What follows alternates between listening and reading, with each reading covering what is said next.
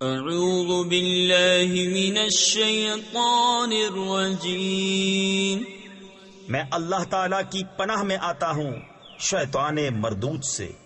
بسم اللہ الرحمن الرحیم، اللہ کے نام سے شروع جو نہایت مہربان رحم والا۔ والشمس وضحاها والقمر اذا تلاها والنهار اذا جلاها والليل اذا يغشاها والسماء وما بناها والارض وما طحاها۔ سورج اور اس کی روشنی کی قسم، اور چاند کی جب اس کے پیچھے آئے، اور دن کی جب اسے چمکائے، اور رات کی جب اسے چھپائے، اور آسمان اور اس کے بنانے والے کی قسم، اور زمین اور اس کے پھیلانے والے کی قسم۔ ونفس وما سواها فألهمها فجورها وتقواها قد أفلح من زكاها وقد خاب من دساها كذبت ثمود بطغواها اذ انبعث اشقاها۔ اور جان کی اور اس کی جس نے اسے ٹھیک بنایا، پھر اس کی بدکاری اور اس کی پرہیزگاری دل میں ڈالی۔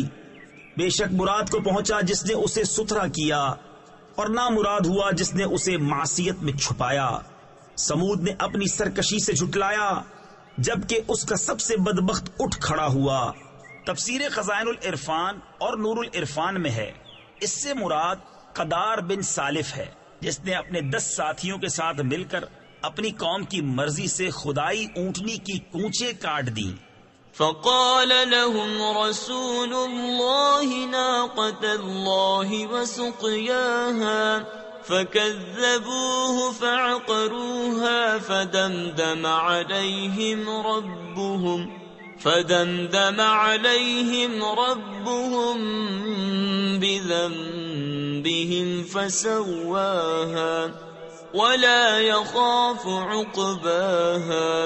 تو ان سے اللہ کے رسول نے فرمایا، اللہ کے ناکا اور اس کے پینے کی باری سے بچو۔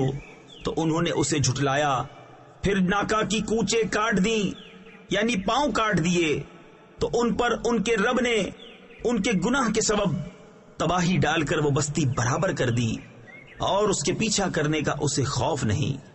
صدق اللہ العظیم۔